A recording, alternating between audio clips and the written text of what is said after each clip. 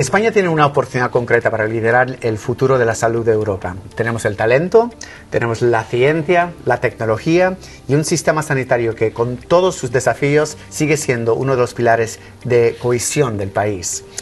Pero transformar ese base en liderazgo real exige más que reconocimiento, exige inversión sostenida, visión a largo plazo y una colaboración efectiva entre lo público, la privada y quienes están construyendo soluciones desde dentro. Hoy me acompaña Manuel Marina, cardiólogo, investigador y fundador de Idoban.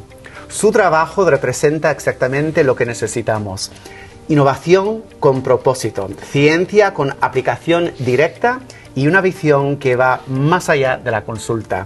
Manuel, bienvenido y gracias por estar aquí con nosotros. ¿Cómo estás? Estoy muy bien, Rick. Gracias por la invitación. Un placer estar aquí hoy. Bueno, encantado de tenerte. Vamos a empezar con unas preguntas, ¿vale? Manuel, estamos viviendo una transformación profunda en salud. Como médico, ¿cómo estás viviendo esta revolución digital desde dentro? Pues como dices, yo creo que es una etapa muy bonita para innovar, para replantear un sistema que se inventó hace más de 100 años. El sistema sanitario o los sistemas sanitarios europeos, como los concebimos, se diseñaron cuando no existía un entorno digital, y creo que es una etapa muy bonita para replantear esos flujos asistenciales, la forma en la que trabajamos los médicos, la forma en la que cuidamos a los pacientes para mejorar esa asistencia. Creo que es un sistema que hoy está sufriendo un poco, que en algunas regiones incluso puede estar al borde del colapso. No hay que ser negativo, pero sí que hace aguas y depende mucho del esfuerzo individual de los médicos. Si tienen un problema los médicos es el tiempo, es un problema grave que puede poner en riesgo la calidad asistencial, las vidas de esos pacientes, los síntomas que sufren esos pacientes. Y la digitalización actual yo lo veo una oportunidad tremenda de repensar la forma en la que cuidamos a los pacientes, en la que hacemos medicina, en la que aprendemos los médicos, los profesionales sanitarios, enfermería, auxiliares, y creo que es un momento maravilloso de pensar un poquito a 3 años, a 4 años, cómo esta transformación va a impactar en la forma, en la asistencial actual, en la clínica actual, y esa mente un poco más abierta de querer explorar, de querer entender cómo nos podemos beneficiar y cómo podemos ayudar a los pacientes y a los sistemas sanitarios, adoptando poco a poco esas tecnologías que van siendo cada vez más seguras y cada vez más fiables. Me encanta lo que dice, y no solamente aprender, pero escuchar de lo que está pasando en el sistema sanitario y ver qué clase de soluciones podéis aportar. Y más que nada me encanta tu experiencia, porque estamos hablando de una persona que viene del entorno clínico, no es una persona que habla de algo que no ha vivido. Ahora estás liderando un startup de salud digital. ¿Qué te llevó a dar ese salto de ese hospital a un emprendimiento, y hubo un momento clave para ti? Sí, yo, el momento ese, lo que llaman los americanos el aha moment, en el que te das cuenta. Yo siempre decidí ser médico porque a mí me gusta, me importan las personas, me importaban los pacientes, y tengo ganas de cuidar, ¿no? De cuidar a gente que esté sufriendo, y entonces cómo tus estudios, tu formación puede ayudar a cuidar a otras personas que están sufriendo y ayudar a sus familias, ¿no? Y yo estaba en el hospital y veía mi día a día de cardiólogo, y estaba en varios sitios a la vez trabajando, y veía que algunas tareas eran tareas repetitivas. Lo que he comentado al principio el problema es el tiempo. Uno de los grandes problemas que tenemos los médicos es el tiempo que podemos dedicar por paciente, el tiempo que podemos dedicar para analizar una prueba diagnóstica. Y yo estaba mirando electrocardiogramas y holters, y dije, esta tarea no tiene mucho sentido que haya falta 11 años de formación para convertirte en un cardiólogo, que son los 6 años de carrera, una oposición, 5 años más de formación en cardiología para estar haciendo esto, ¿no? Esto en muchos otros sectores, que es la lectura de una señal eléctrica cardíaca, como puede ser la lectura de una telemetría de un avión o de otras señales, las hace un software. Y ese fue a la vez estaba trabajando con José María Lillo Castellano, un ingeniero en telecomunicaciones, y fue cuando dijimos, se puede crear un código, se puede enseñar a un software cardiología, se puede enseñar a un software de inteligencia artificial hacer esta tarea repetitiva que es la lectura del electrocardiograma. Hoy más o menos son 1 millón de horas de médicos y profesionales sanitarios al día. Ese es el tiempo que dedicamos los médicos para diagnosticar enfermedades cardiovasculares, y el electrocardiograma es una de las pruebas reina, es una de las pruebas iniciales. Cada vez que hay un chequeo de un corazón se hace un electrocardiograma, ¿no? ¿Se puede automatizar? Esa fue la duda, ¿no? Y cuando piensas, y yo creo que para innovar, cuando de repente piensas que hay una forma mejor de hacer las cosas, o sea, yo creo que eso siempre es algo que me ha acompañado a lo largo de mi vida.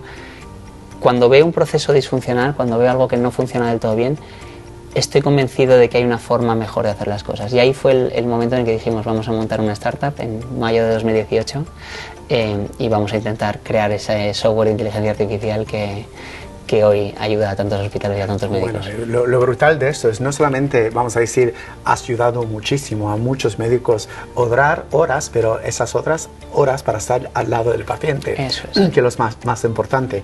Pero esto ya no es una promesa, es una realidad, y lo que yo sé ahora es que estás cambiando la forma de cómo prevenimos, cómo diagnosticamos y cómo tratamos, que es aún más allá de solamente simplificar un proceso. Eso Cuéntame, ¿cómo estás transformando esas cosas a la atención sanitaria? Y hemos creado un modelo fundacional de inteligencia artificial para procesado de señal eléctrica cardíaca, que es crear modelos de inteligencia artificial desde cero, no usando modelos de terceros.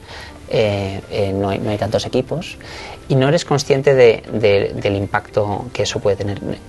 Como ahora concebimos ese software, esa inteligencia artificial que se llama Willem fue Willem Einthoven, el premio Nobel en medicina por inventar el electrocardiograma, y estamos construyendo una inteligencia artificial que se llama Willem, honrando a esa persona que ha salvado tantas vidas, ese invento suyo. No eres consciente de que estábamos creando una nueva herramienta de medida. Ahora miramos el corazón de una forma diferente a lo que se puede mirar con el ojo humano, porque Willem es un software con una gran capacidad de cómputo, una capacidad de cómputo enorme. Tenemos un data center con los mejores ordenadores del mundo que hemos importado a España, y esa capacidad de cómputo te permite medir cosas que nunca se han medido. Hay un punto de inflexión en innovación y es lo que estamos haciendo. Estamos mirando el electrocardiograma de una forma diferente a cómo se lleva mirando en los últimos más de 100 años, porque se inventó en 1902 esa máquina. Pues como se ha mirado ese electrocardiograma, que ha sido con ojos de cardiólogo experto, hay una forma diferente de mirarlo, y es la disrupción que puede ocurrir para realmente tener oportunidades de hacer cosas nuevas, como has comentado, de prevención, de diagnóstico temprano, de reducir los costes y mejorar la eficiencia de esta prueba diagnóstica. Bueno, ahí ya vemos el impacto que estás teniendo en el paciente, el día a día del médico. Ahora vamos a hablar un poco de la colaboración y el futuro del sistema sanitario. En AstraZeneca creemos en la colaboración pública-privada. Sabemos que ya no es una opción, es una necesidad.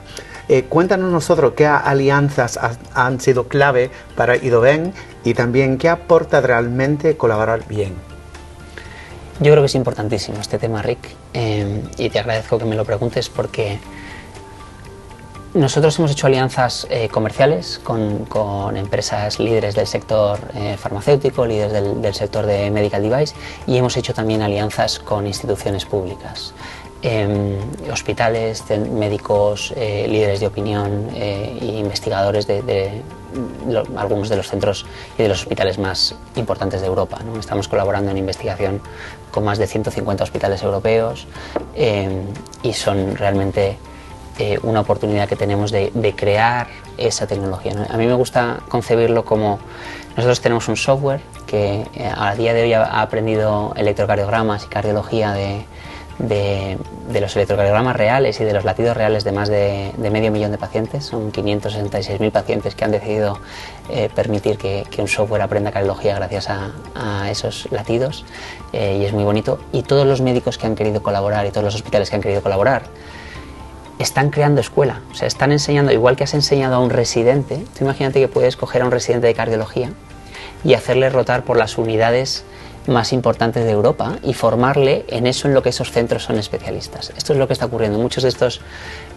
cardiólogos, algunos son internistas, oncólogos, nos están permitiendo enseñar a un software lo que ellos han tardado en aprender 15 años, ¿no?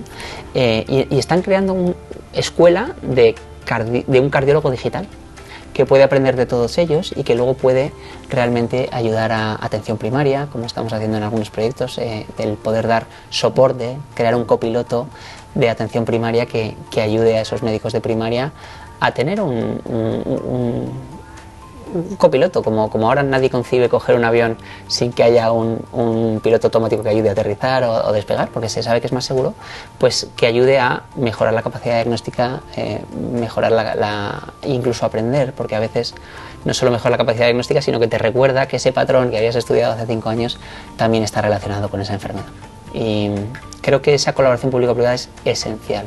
Si no es, Europa tiene una oportunidad enorme de que eso ocurra, porque son centros referentes con un núcleo duro en conocimiento, hay mucha capacidad científica aquí, y cada vez estamos viendo más esa apertura a entendamos cómo estos productos pueden mejorar la capacidad que tenemos de dar y de cuidar a los pacientes, de dar servicios sanitarios a los pacientes. Bueno, en AstraZeneca nosotros hemos aprendido muy bien que vosotros sois una parte tan importante del ecosistema. Los startups ahora nos brindan la oportunidad a encontrar nuevas soluciones para los médicos y también para los pacientes, y quiero darte la gracia porque es increíble encontrar startups que en realidad están marcando una diferencia para los pacientes, pero también estás marcando una diferencia en el país y también para Europa. Idoven demuestra que un startup español puede estar en la vanguardia global. Pero un tema que es muy importante para mí, para AstraZeneca, es qué papel puede jugar España como hub de salud digital en Europa. Porque yo pienso que España puede ser más y más un líder, además en estos momentos. ¿Qué opinas? Estoy completamente de acuerdo. Creo que España tiene la valentía de poder liderar, y en el mundo del deporte lo hemos visto, capaces de competir y de pensar que podemos ganar a nivel global, y creo que es una sociedad que desde el punto de vista de mentalidad hay mucho emprendimiento, hay muchas pymes, muchas pequeñas y medianas empresas que realmente son gente que tiene esa mentalidad de crear proyectos desde cero y productos desde cero y emprender. Creo que tiene el conocimiento y el talento y la capacidad de atraer el conocimiento y el talento de fuera, abrazar esa diversidad y una región que realmente tiene unos estándares de calidad de vida muy altos, una formación de alto nivel, y que puede traer a ese núcleo duro de conocimiento de tecnólogos, de científicos, de ingenieros de datos, para realmente crear esos proyectos de innovación. Y a mí me gusta mucho entender, cuando leía papers o cuando sigo leyendo papers científicos, si hay algún español. Y hay algún estudio que ha demostrado que españoles o personas residentes en España suelen estar en todas esas grandes líneas de investigación. Si vienes en los equipos del MIT, en los equipos de Stanford, siempre hay por ahí alguien que tiene una mentalidad española o que se ha formado en España. Porque creo que lidiamos bien con la incertidumbre. Para innovar hace falta asumir un poco de riesgo, algo de riesgo, porque normalmente a la primera las cosas no salen, hay que hacer varias iteraciones hasta que funcione, y esa apertura vamos a probar, esa apertura vamos a intentarlo, vamos a remar en la misma dirección, porque si lo conseguimos el impacto es muy grande, la mejora para el paciente, la mejora para los sistemas sanitarios es enorme. Creo que España lo tiene, Europa lo tiene, y creo que podemos liderar dentro de Europa. Además, como bien sabemos, las sociedades científicas españolas, Sociedad Española de Cardiología y otras sociedades científicas, son referentes a nivel mundial, y eso genera un pozo en el que creo que el dato es que más o menos el 20% de los pacientes de ensayos clínicos europeos se reclutan en España. Estamos hablando de que hay un núcleo duro y una base y unos pilares para realmente acelerar lo que estamos comentando, innovar desde España, innovar desde una región que tiene que tener una presencia europea, y que tiene una presencia europea relevante para potenciar la innovación y ser capaces de competir a nivel global, o sea, tener el derecho a jugar en la liga de pensar que globalmente aquí se pueden crear productos de altísima calidad que beneficien a los pacientes y que no generen ningún riesgo para ellos. Sí, tienes toda la razón. Un tema que yo saco muchas veces, que como bien dijiste, España lidera en ensayos clínicos en Europa, pero también a nivel mundial. Y bien dicho también, y tiene el ecosistema. Tenemos los científicos muy potentes. El reto aquí, necesitamos crearnos esto y hacer un paso más todavía. Es fenomenal a ganar la liga una vez, pero tienes que seguir ganando. Y tenemos que activar este potencial con decisión, inversión y reglas que no frenan, sino impulsan. Y esto es lo que nosotros necesitamos más como país, a ser líder para Europa en estos temas. Bueno, hay mucha gente que van a escuchar este podcast o esta entrevista, y una de las preguntas que hacen muchas veces es, vale, bueno, si yo tengo una idea, quiero empezar mi propia startup en España, ¿qué me puedes enseñar tú? ¿Qué consejo le vas a pasar a la persona que está escuchando hoy, que quieren hacer algo para cambiar vidas? No sé si soy la persona para dar consejos, voy a compartir un aprendizaje. Lo has hecho. Un aprendizajes. Yo creo que hay que, cuando uno tiene una idea, hay que estresarla. O sea, si realmente quieres emprender, dedicar tu tiempo a ello, tienes que pararte a pensar en ella. Y pensar en ella durante horas, no 10 minutos y creer que todo es viable. Yo creo que hay que entender la magnitud de lo que estás pretendiendo hacer, que hay ideas brillantes y muy buenas, y luego yo intentaría hacer lo difícil primero. Entiende cuál va a ser la complejidad, qué va a ser lo difícil, que sin eso el proyecto se derrumba. Y pon toda tu energía en lo difícil, en hacerlo complicado al principio. No te distraigas con lo fácil, lo que cualquiera puede hacer y que no te diferencia realmente. Concéntrate en lo que es muy difícil conseguir, pero si después de semanas trabajando en ello consigues sacarlo, mitigas el riesgo, reduces el riesgo de fracaso y aumentas la diferenciación.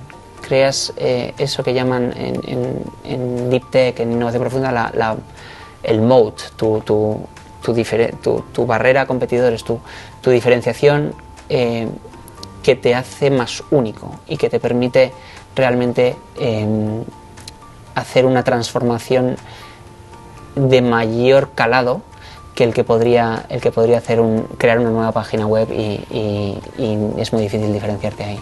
Sí. Entonces yo diría, la frase sería: hazlo difícil primero. Me gusta mucho, porque muchas veces lo difícil es la estrategia y a dónde vas a corto o largo plazo. Es verdad, muchas veces empezamos con el táctico, que puede ser página web o qué va a ser este mensaje, pero es verdad, el difícil, si lo logras, vas a tener mucho éxito. Creo que en biotecnología, en salud, creo que esa regla puede funcionar. En otros sectores igual no es así. En otros sectores como un e-commerce, pues no lo sé, no sé si igual hay que probar lo antes posible, pero en salud a veces hay más barreras. Es un entorno mucho más complicado que el de otros sectores tecnológicos. Bueno, vamos a hablar a la visión al futuro. Me encantaría ver tu perspectiva en cómo ves la salud en 10 años si apostamos de verdad por la digitalización. Yo creo que el ciclo es aún más corto. Yo creo que vamos a vivir una transformación en 3-5 años. A 10 me cuesta imaginarlo, Rick, pero a 3-5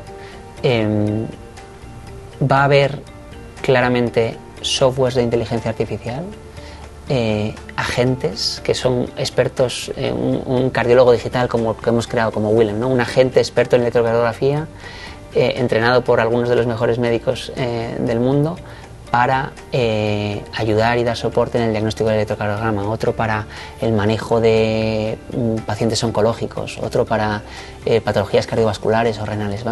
Esto es real, está ocurriendo. Esos softwares de inteligencia artificial están aprendiendo, están alcanzando niveles de acierto similares a un cardiólogo. Willem ha alcanzado, en algunos casos de uso concretos, capacidad diagnóstica similar a la que tiene un cardiólogo, y cuando Willem, por ejemplo, puede diagnosticar 500 pacientes en segundos, estamos hablando de menos de 20 segundos, 500 pacientes, ¿no? O 600, 700 pacientes. Cuando tú empiezas a tener esas capacidades, tienes que pensar en cómo vas a diseñar la asistencia. Y eso no es a 10 años. A 10 años es impensable. Creo que va a haber un sistema de orquestación que se llaman sistemas agentic, en los que tú vas a tener cada médico va a tener varias inteligencias artificiales que le van a ayudar en diferentes procesos asistenciales, en diferentes procesos diagnósticos, en el soporte a pacientes, en la monitorización remota de pacientes o en decidir qué tratamiento encaja más con este paciente, chequeando las guías clínicas o la última actualización de las guías clínicas. Ya va a haber realmente una interfaz de software. Los médicos estamos más acostumbrados a ver innovación que ha venido por el hardware. Yo creo que en esta nueva era, en las que se está viendo más de 500 aprobaciones en la FDA de softwares de inteligencia artificial para diferentes casos de uso, lo mismo en Europa, vamos a aprender a trabajar con esos agentes expertos en un dominio de expertise concreto. Y cómo los vamos a abrazar, cómo vamos a crear infraestructuras digitales, y es lo que creo que tiene que hacer España, y feliz de colaborar en eso. A mí me gusta mucho el ejemplo de Estonia. Estonia es un país que recomiendo entender cómo las instituciones públicas han colaborado con startups para digitalizar, y Estonia es un ejemplo tremendo de cómo se han digitalizado muchísimos procesos, y el país la administración es muy digital, y era porque empezaron a hablar, empezaron a entender qué hacía falta. Vale, si vemos, si esa visión es compartida, en la que va a haber inteligencias artificiales ayudando a los hospitales, ayudando a la primaria, ayudando a los sistemas sanitarios, ¿qué infraestructura tengo que crear yo para interactuar con esos sistemas, ¿no? Nosotros somos una API, que una API es una interfaz en la que puedes pedirle a una inteligencia artificial que te diagnostique cierto paciente, ¿no? Entonces, ¿cómo creas esa infraestructura desde el punto de vista hospitalario para cuando todas esas empresas que están desarrollando, muchas de ellas europeas, muy, muy punteras, estén desarrollando esos software, y esos software cada vez tengan mejor propuesta de eficiencia, pero no solo de eficiencia, sino de reducción de eventos cardiovasculares, de eventos clínicos, de mortalidad, de eventos duros? ¿Cómo tiene que estar ese tejido digital para poder beneficiarse de ello? Y creo que hay un trabajo conjunto precioso, y creo que España está muy bien posicionado, porque la adopción digital de España es una de las líderes mundiales, y en Europa lo mismo. Entonces creo que hay una oportunidad real de hacerlo muy bien aquí. Déjame hacerte otra pregunta en las mismas líneas. Estás hablando de unos cambios que vamos a vivir en 3 a 5 años, que es fenomenal, que pienses que la digitalización nos puede ayudar muchísimo. Ahora bien, uno de los grandes retos del sistema sanitario no es si podemos diagnosticar el paciente, pero en realidad si podemos diagnosticar más temprano. Un sistema sanitario a largo plazo va a ser más sostenible si somos capaces de diagnosticar más temprano. Y esto es un gran reto que siempre tenemos como industria. Se habla mucho, pero muy poca acción. ¿Qué podemos esperar de la digitalización sobre este tema tan importante? Estoy 100% de acuerdo, y eso lo he vivido como médico en el hospital día a día. La enfermedad es como una cascada, y las enfermedades crónicas son más cascadas. Porque una neumonía, le das el antibiótico y normalmente se cura y no deja fibrosis, o no deja mucha fibrosis en el pulmón. Pero hay otras enfermedades crónicas que cada vez van yendo a peor, y cuanto más tarde la diagnosticas, más costoso es ese paciente, más reingresa en el hospital, pero todos esos estudios poblacionales siempre son difíciles de orquestar, ¿no? Pero la digitalización y la transformación digital permite justamente eso, permite medir de forma estandarizada que esa capacidad de diagnóstico más temprana mejora en el largo plazo. Cuando tú tienes una historia clínica digital, cuando tienes ontologías en las que eres capaz de hacer trazabilidad del paciente dentro de la historia clínica hospitalaria y ver los eventos sanitarios que han generado mayor coste, que han generado muerte, sufrimiento de familias, etc. Eso, cuando es digital, es muchísimo más fácil medir, y cuando empiezas a medir lo que importa, es cuando eres capaz de innovar y de ver que estás avanzando en la dirección correcta. Entonces, para mí la digitalización es una capacidad.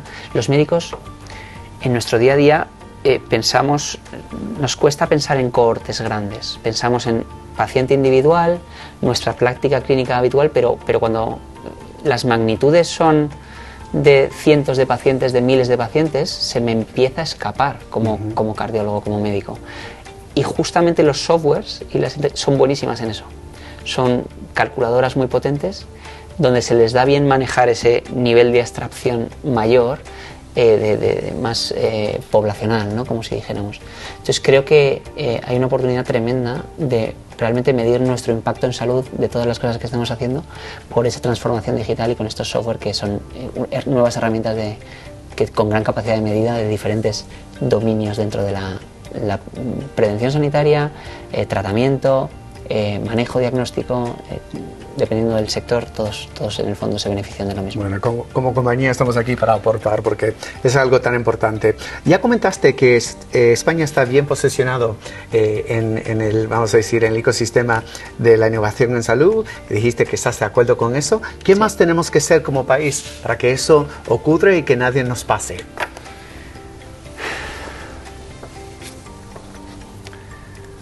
Yo creo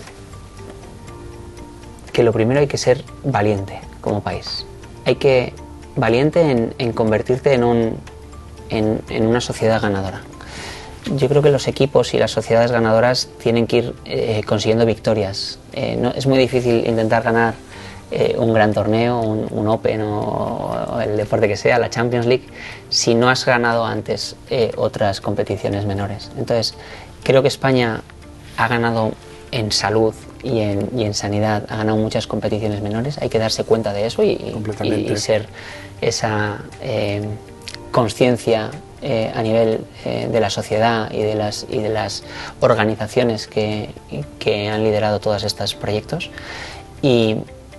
Y una vez somos conscientes de eso, de cuáles han sido las victorias, cuáles han sido los fracasos y qué hemos aprendido de esos fracasos, cómo podemos realmente convertirnos en esa mentalidad de liderar la innovación. Europa, con su regulación, con su talento institucional, con las grandes empresas europeas y las grandes startups que están naciendo en Europa, tiene una oportunidad real de hacer las cosas bien. Y no es una opinión, es basado en datos. O sea, si uno mira rankings de calidad asistencial, de eficiencia de sistemas sanitarios, el top 10, creo que 9 de ellas son países y sistemas sanitarios europeos, ¿no? Entonces no estamos hablando de que estemos atrás.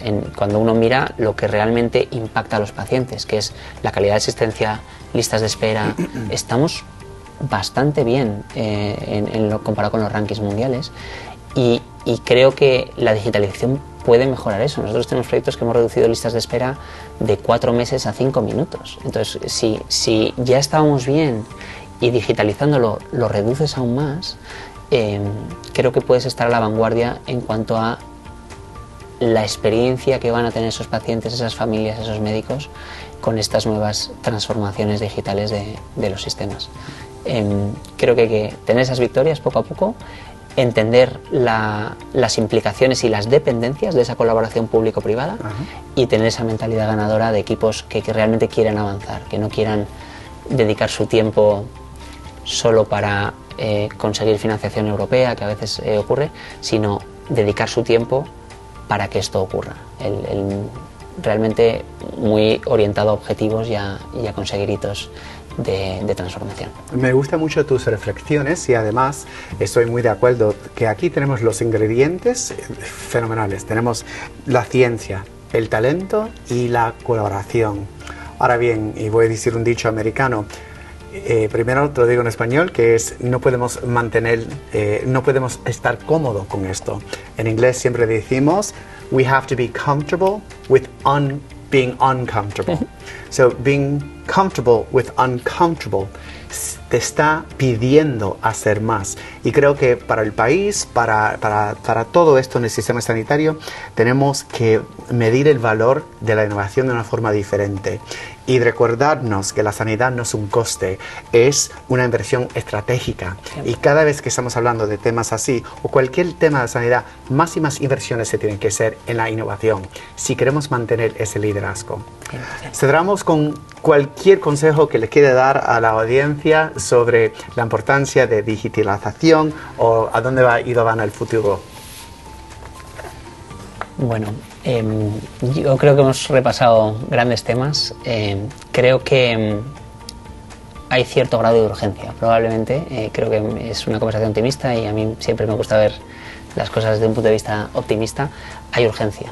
estas innovaciones están ocurriendo, no somos solo Europa, sino hay otros países que están innovando muchísimo en salud, que están creando proyectos tecnológicos que están alcanzando dimensiones muy grandes, y creo que hay una oportunidad de una nueva industria que se está creando y que va a ser una revolución, igual que lo fue la revolución industrial. Esto es una nueva revolución tecnológica. Yo creo que el impacto de esta inteligencia artificial es mayor que el impacto que ha tenido Internet en nuestras vidas, y esa es una percepción de vivirlo desde dentro, el ver cómo está cambiando por completo la forma en la que yo estudié la carrera de medicina. Entonces creo que esa urgencia debe trasladarse a la sociedad, debe trasladarse a las instituciones desde un punto de vista positivo, no de generar, pero desde lo bueno que tiene el decir, aquí hay que dar un paso al frente, hay que movilizarse, hay que trabajar todos en esta dirección, porque existe una posibilidad de quedarnos atrás, como está ocurriendo ya con otras industrias en la innovación tecnológica, y creo que sería una pena, porque la oportunidad y el impacto que va a tener en la vida de los pacientes y en la vida de los médicos, porque me siento muy identificado con intentar hacer la vida de los médicos mejor, y con estas organizaciones, con los sistemas sanitarios, el impacto es tan grande de la oportunidad que creo que hay que entender cómo poder acelerar esto y cómo todos nos alineamos en una dirección y con unos ritmos rápidos de esa colaboración. No puedo estar más de acuerdo. Para simplificarlo, no solamente es urgencia, pero reconocer que el momento es ahora mismo. Este es el momento que podemos todos trabajar juntos para que algo especial pase. Y como ya hemos dicho 3 veces, tenemos los ingredientes, pero acción se tiene que tomar ahora. Bueno, gracias Manuel por compartir tu experiencia con nosotros. Tu historia confirma algo muy claro para nosotros, es que cuando la ciencia, tecnología y el propósito se encuentran, el impacto no es una promesa, es una realidad. Y gracias por todo lo que estás haciendo para el país, gracias por la innovación. En AstraZeneca tenemos algo muy claro aquí, que os innovamos juntos o los avances no llegan. Por eso impulsamos estos gran momentos como este, donde startups, grandes compañías, instituciones y profesionales sanitarios podemos construir una visión común para un sistema de salud más fuerte, más justo y más preparado. Y no se trata solo de avanzar en lo técnico, se trata de avanzar como país. Gracias por inspirarnos y por recordarnos que el futuro no hay que imaginarlo, hay que activarlo. Muchas gracias, Rick. Gracias a ti.